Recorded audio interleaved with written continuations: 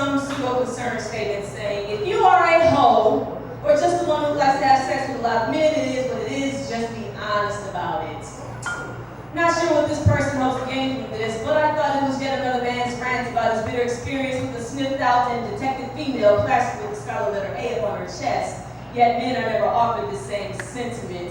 Not the first time I heard this preaching male ensemble, but perhaps what I find more comical is this interesting confession, or honesty, that has no bearing on whether he'll decide to partake in her hoish festivities, but alluding to hoe being is bad, but it doesn't stop him from tagging that ass. But neither here nor there. About the word whore, urbanly dubbed as hoe, what does this word mean, and to whom does it apply concerning the females particularly?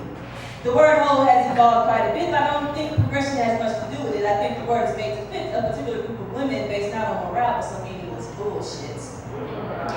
Many of us have learned that a hoe in religious terms is a sexually active woman unwedded. Once this contemporarily became more accepted, the word was limited to a woman who just had sex for money, and somehow that was seen as more pathetic.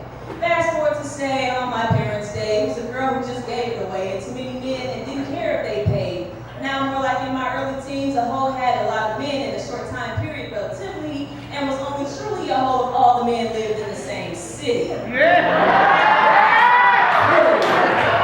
Oh, but it gets funnier. Now, there's an ideological shift that limits the word hoe to these marginalized women with no plush social status. Oh, you've seen her. Club chick with a bad weave, couple kids, two little shoes for pigeon-toed feet, a few Mr. Constable shopping with a fancy, no college degree, but a PhD in baby daddies who pull 10 or 20 nameless men with bootylicious felt on her fat fanny. And so, we will call this the hoe. But then there's the woman. College educated, financially stable, independent, and career dedicated, read a few books, don't miss the lipstick on her teeth, got industry standard good looks, some power making moves, have acquired wealth, and get her out of dick, and suddenly she's not a hoe, she's just a woman who's sophisticated and sure of herself. Since labeling is so needed, my question is, why can't they all be hoes? Or maybe none of them should be labeled hoes if they're just simply confident and really bold. This word has nothing to do with what people think is chaste, pure, good, or sexually responsible. It seems more like society's way of protecting its own secret lust while demonizing that which they deem unacceptable. So, hoeing is only applicable to women who ask you to pay their car note, but she's in a whole other category and she fits the sex in the city mold. I don't know about you, but it seems the word hoe has lost its hold on the conscience of people who are only needed to be reminded to respect themselves and others no matter the codes. It's not just men, but it's also a game among women, manipulating this label to get in where they want to fit in. I can't tell you how many is too many or a good enough reason to fuck many if there's any, but either the word hoe should apply to all or take its dirt nap in history. I believe whether it's 200 or 20, your lovers leave footprints in your soul that can't be obliterated with double standards and money.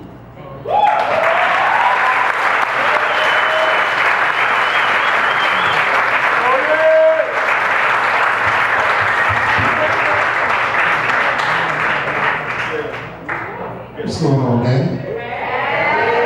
Blessing to be here. I'm just going to do my story, and if I get cut off for 3 minutes, man, it's on my CD, so y'all come holler at me if you know how it is. I'm going to give y'all a love story, man. This is the one that got away. I loved her very much, but I hardly ever told her. Comparisons of other females with fellow paper. She was 5'5" and had a dark chocolate complexion. It was so perfect built the blind man could tell. I remember closing my eyes and hugging her body real tight and rubbing her skin with my fingertips like she was brand. Not only for a minute, but would sometimes feel like an hour because I get lost in an apricot watermelon smell. But how could this be? This girl was a Georgia peach with a body like you ain't never seen. Skin smooth and soft as a baby's ass, so I guess you could call her Georgia nectarine. Now when it came to making love, man, this girl was incredible.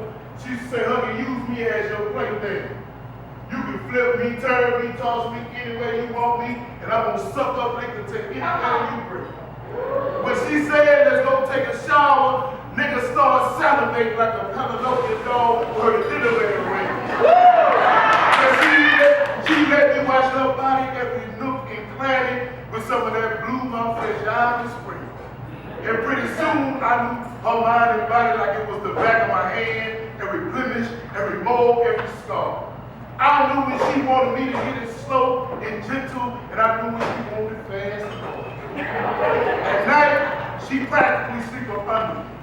When I asked if she was comfortable, she always said, sure. She said, I love it when you hold me and put your weight on me at night because it makes me feel safe and secure. You ever woke up in the morning, fellas? You ever woke up in the morning, had your love in your arms, and the first thing you do is hit the long sleep? Not that you were tired or you needed some more sleep, it just somebody felt so good next to you, you didn't want to move. And the only thing that mattered in the world was you, her, and those covers, and you soak up that love through her soft, warm skin. And when that love goes off, another 10 minutes later, reach over, hit that motherfucker one more time.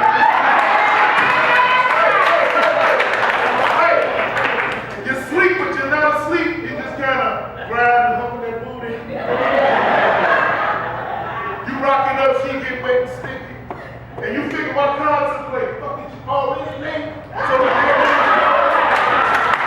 you in the middle of a morning quickie. She was a good girl, but she had a freaky side. And I knew exactly what to do to put her in that zone. I called, say, take you out for dinner.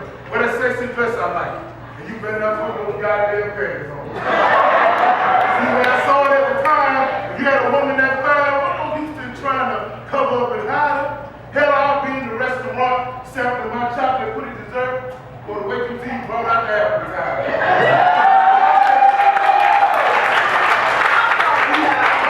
She was keeping it cool like that. As long as I was discreet and not rude. She would say, ooh, baby, stop. You're making me so hot. Did your mama teach you not to play with your food? She just sexy and physical love. This woman understood my wings and mine. Honest, loyal, dependable, faithful. The first one I called when I was in the Bible. She didn't give a fuck about none of that materialistic shit. Her body didn't have 1 ounce of greed. She used to look out for me without me asking her for shit. She had this way of always anticipating my needs. She didn't care about what kind of car I drove or how much money I made. She honestly loved me for me.